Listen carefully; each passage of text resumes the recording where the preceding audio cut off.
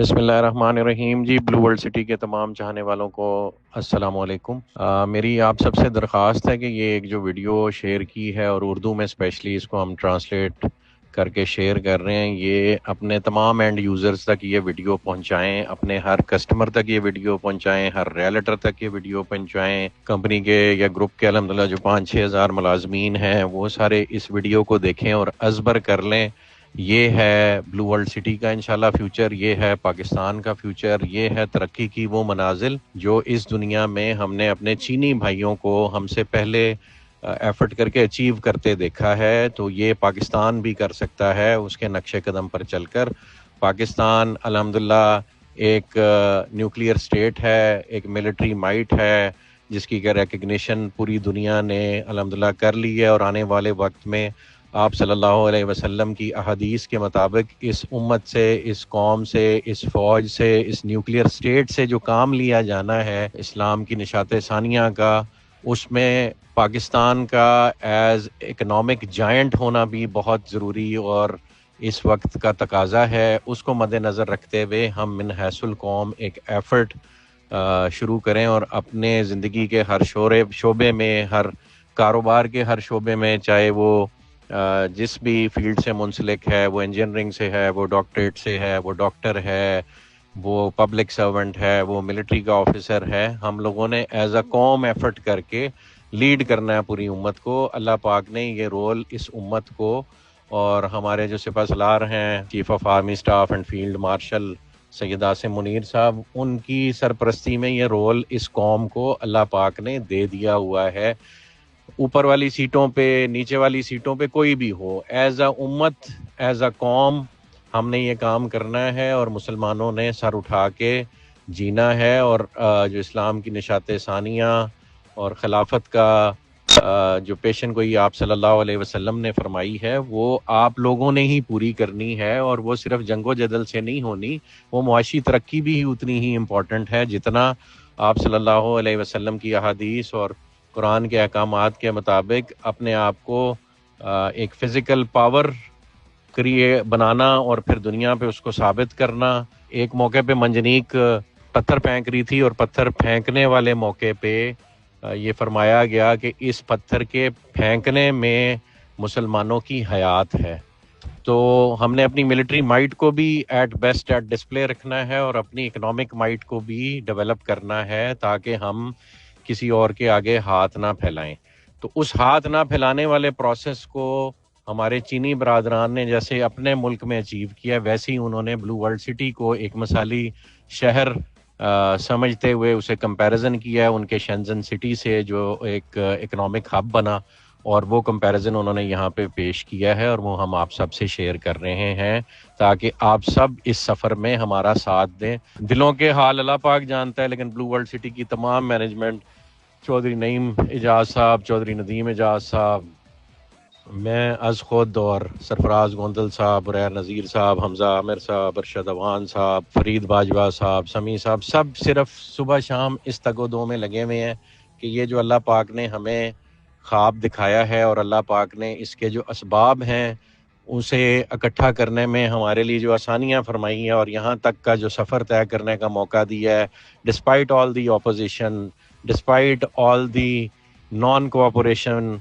Previously from the corridors of power, लेकिन अल्लाह पाक ने फिर भी यहाँ पे हमें इस हद तक पहुँचाया, इस मकाम पे अल्लाह पाक ने हमें रखा कि इस वक्त रावलपिंडी इस्लामाबाद का सबसे बड़ा ऑन ग्राउंड जो रकबा है और हाउसिंग प्रोजेक्ट है वो अल्हम्दुलिल्लाह ब्लू वर्ल्ड सिटी है।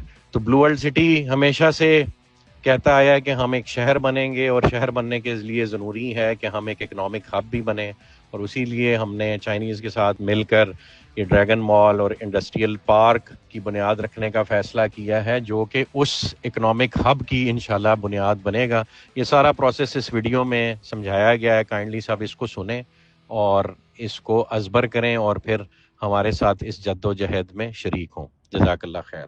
हेलो एवरीवन, आज मैं ब्लू वर्ल्ड सिटी के तामीराती तस्वुरात और मंसूबाबंदी के बारे में बात करना चाहता हूं, क्योंकि पाकिस्तान इस वक्त अपने इंटरनेशनल सियासी माहौल के बेहतरीन दौर से गुजर रहा है और ये इसकी तरक्की के लिए एक सुनहरी दौर भी है। خصوصاً چین اور پاکستان کے تعلقات ایک نئے اور تیز رفتار ترقی کے دور میں داخل ہو چکے ہیں۔ ہم نے پاکستان کے اعداد و شمار کا ایک سادہ موازنہ کیا ہے، چاہے وہ مجموعی قومی پیداوار GDP ہوں، فیکس آمدنی ہو یا شہری ترقی کی شرح، سب کچھ اس وقت کے چین سے مشابہت رکھتا ہے جب اس نے اصلاحات کا عمل شروع کیا تھا۔ اس کا مطلب یہ ہے کہ پاکستان بھی تیزی سے ترقی کے ایک نئے راستے میں داخل ہونے والا ہے۔ بلو ورلڈ سٹی بھی اسی تناظر میں وجود میں آیا ہے، اس لیے اسے ایک خاص تاریخی مشن انجام دینا ہے۔ یہ مشن دراصل ہے کیا؟ یہ مجھے چین کے شینزن اسپیشل اکنامک زون کی یاد دلاتا ہے۔ میں شینزن کے ترقیاتی عمل کے بارے میں تفصیل سے بات کرنا چاہتا ہوں۔ ہمیں اس کی کامیابی کے راز جاننے ہیں اور یہ دیکھنا ہے کہ شینزن ہمیں کیسے متاثر کرتا ہے۔ شینزن کی ترقی کے 3 مراحل ہیں۔ پہلا، آغاز کیسے ہوا؟ دوسرا، تبدیلی و توسیع، اور تیسرا، اعلیٰ معیار کی ترقی کی جانب پیش رفت۔ ان میں سے ابتدائی 20 سال سب سے زیادہ مطالعہ کرنے کے قابل ہیں، کیونکہ اس وقت شینزن کی صورتحال بالکل ویسی تھی جیسی آج ہماری ہے۔ 1980 میں شینزن کے پاس صرف 2 مرکزی سڑکیں اور 1 واٹر پلانٹ تھا، لیکن شینزن نے خود اپنے معیارات قائم کرنے میں پہل کی۔ اس نے ماحولیاتی نظام، ٹرانسپورٹ اور شہری راہداریوں اور زمین کے استعمال کو اس طرح منظم کیا کہ کوئی بھی انفرادی منصوبہ شہر کی مجموعی قدر کو نقصان نہ پہنچا سکے۔ بعد میں شینزن نے 3 لیولز پر مشتمل منصوبہ بندی کے نظام کی بنیاد رکھی: ماسٹر پلان، ڈسٹرکٹ پلان اور تفصیلی پلان۔ یہ اس وقت چین میں اپنی نوعیت کا پہلا نظام تھا۔ مزید یہ کہ حکومت کے اندر ایسے ڈپارٹمنٹس قائم کیے گئے جو ان منصوبوں کو عملی طور پر نافذ کرنے کے ذمہ دار تھے۔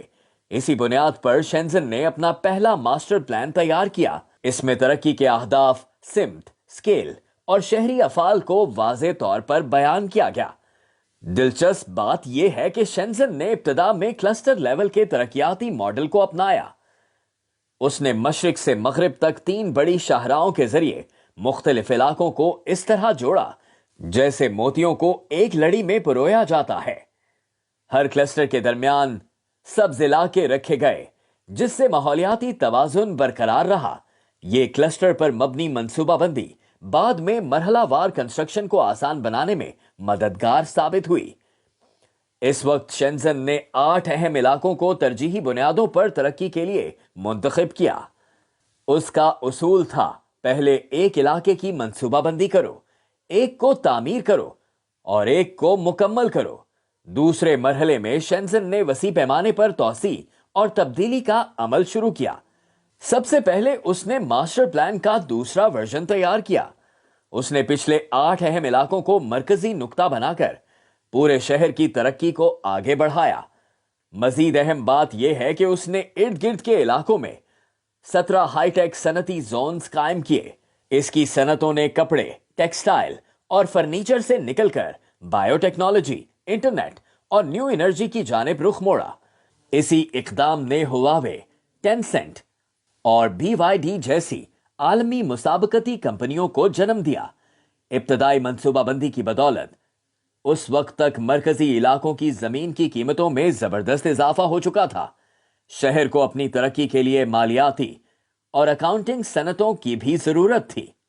چنانچہ دوسرے مرحلے میں شینزن نے مرکزی شہری علاقے کی تعمیر مکمل کی اور شہری ڈھانچے اور صنعتی نظام میں تبدیلی لے آیا۔ تیسرے مرحلے میں شینزن نے انٹرنیشنل میٹروپولیٹن بننے کی جانب سفر شروع کیا۔ اسی دوران انٹرنیشنل ایئرپورٹس، ریلوے اسٹیشنز اور بندرگاہوں سمیت بنیادی ڈھانچے کو جدید بنایا گیا۔ اسی وقت چانگہائی سینٹر، سپر ہیڈ کوارٹرز بیس اور میرین انڈسٹری نیو سٹی جیسے منصوبوں کے ذریعے شینزن نے انٹرنیشنل انڈسٹریل مقابلوں میں حصہ لینا شروع کیا۔ ان 45 سالوں میں شینزن کی زمین کی قیمت میں زبردست اضافہ ہوا۔ مثال کے طور پر رہائشی زمین کی قیمت اپنی ابتدائی قدر سے 310 گنا بڑھ گئی۔ اب اگر ہم بلو ورلڈ سٹی کی طرف واپس آئیں تو جواب واضح ہے۔ بلو ورلڈ سٹی کسی عام علاقے کا نام نہیں، یہ ایک باہمی تعاون کا ماڈل زون ہے جو پاک چین دوستی کی علامت ہے۔ ایک مستقبل کا مثالی شہر جو پاکستان کے بلند اڑان والے عقاب کی علامت ہے، جو 5 ملین سے زیادہ آبادی پر مشتمل عظیم میٹروپولیٹن سٹی ہے اور ایک ایسا خوابوں کا شہر ہے جس کی تمنا پاکستان کا ہر نوجوان کرتا ہے۔ ایسے عظیم تاریخی مشن کے سامنے ہمیں کئی چیلنجز کا سامنا ہو سکتا ہے، مثلاً منصوبہ بندی میں نئے شہر کے تعمیراتی معیارات کیسے طے کیے جائیں، شہر کی شناخت اور پوزیشننگ کیسے متعین کی جائے، اس کے خصوصی فریم ورک کو کس طرح تشکیل دیا جائے اور وسائل کے بہتر اشتراک سے منفرد اقدار کیسے پیدا کی جائیں۔ تعمیر کے مرحلے میں کون سی صنعتیں فروغ پائیں، ترقی کو منظم انداز میں کیسے آگے بڑھایا جائے، ترقی کا ابتدائی محرک کہاں سے آئے گا، کن علاقوں کو پہلے تعمیر کیا جائے اور ان سب کے عملی ممکنات فیزیبلٹی کیا ہوں گے، انتظامات اور عمل درآمد کے لحاظ سے مزید تعمیراتی فنڈز کیسے حاصل کیے جائیں، ہر مرحلے میں کیا اقدامات کیے جائیں اور ان پٹ اور آؤٹ پٹ میں توازن کیسے قائم رکھا جائے۔ آنے والے وقت میں بہت سا کام باقی ہے جس میں کاروباری ڈھانچے کی منصوبہ بندی، صنعتی ترقی کے ماڈل اور فیزیبلٹی کے انالیسز شامل ہیں۔ آخر میں ہم امید کرتے ہیں کہ یہ اسپیشل سٹی اپنے منفرد تعمیراتی معیارات و منصوبہ بندی کو قائم کرے گا جو نیشنل سٹینڈرڈ لیول سے بھی بلند ہوں گے۔ اسی کے ساتھ ایک ڈیجیٹل شہری نظم و نسق پلیٹ فارم کے ذریعے ہم ایک سمارٹ نقشے سے پورے شہر کو منظم کر سکیں گے جس سے انتظامی معیار اور کارکردگی میں غیر معمولی بہتری آئے گی، اور ابھی کا ابتدائی مرحلہ اس پلیٹ فارم کے قیام کے لیے سب سے موزوں وقت ہے۔ جیسا کہ پاکستان کے عظیم شاعر علامہ محمد اقبال رحمۃ اللہ علیہ نے فرمایا، اسلام کوئی یاد نہیں بلکہ ایک دائمی تحریک ہے، اور بلو ورڈ سٹی دراصل اس شعر کی عملی تصویر ہے۔ ہم امید کرتے ہیں کہ بلو ورڈ سٹی اپنی ایک نئی معجزاتی راہ خود تراشے گا۔ یہ تھی آج کی میری گفتگو۔ شکریہ۔